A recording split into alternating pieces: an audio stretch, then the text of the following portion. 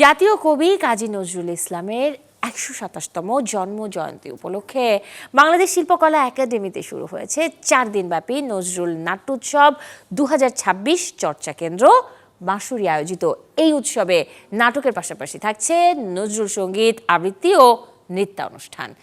জয় হোক শান্তির জয় হোক, সাম্যের জয় হোক, সত্যের জয় হোক, কবির এই বাণীকে পাথেয় করে শিল্পকলা একাডেমির সেগুনবাগিচা প্রাঙ্গণে এই আয়োজন চলবে ২৫ থেকে ২৮ জুলাই পর্যন্ত।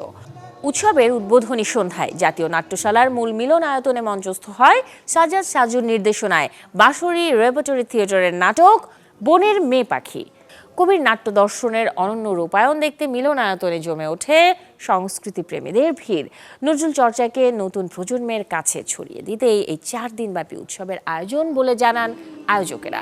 প্রতিদিন বিকেল 4:30 থেকে প্রাঙ্গণ মঞ্চে সাংস্কৃতিক আয়োজনের পাশাপাশি জাতীয় নাট্যশালা ও স্টুডিও থিয়েটারে মঞ্চস্থ হবে নজরুলের বিভিন্ন কালজয়ী নাটক। নজরুলের নাটকের সংখ্যা ৮০টিরও বেশি, কিন্তু গত প্রায় ৮০ বছর সেই নাটকগুলো মঞ্চস্থ হয়নি।